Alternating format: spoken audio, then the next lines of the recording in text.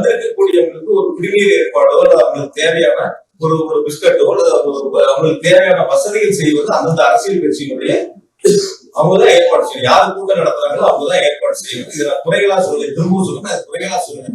அவர்கள் அந்த இடத்துல அதை செய்திருக்க வேண்டும். தண்ணி வசதி தான் 11 மணிக்கு கூட்டம் அப்படின்னு சொல்றாங்க. 12 மணிக்கு பேசுறதா பொதுச்செயலாளருடைய பேட்டி நீங்களே பத்திரிகையிலேயே தொலைக்காட்சியிலையும் போட்டுருக்கீங்க. 12 மணிக்கு நடக்க வேண்டிய கூட்டங்கள் 11 மணிக்கு வருகை இருக்காங்க. 10 மணில இருந்து வர ஆரம்பிச்சாங்க. என்னை பொறுத்த வரைக்கும் நான் கேட்ட வரைக்கும் விசாரித்த வரைக்கும் 4 மணிக்கு அந்த இடத்துல ஒரு 5000 பேர் இருப்பாங்க அப்படின்னா பொதுவான கருத்து.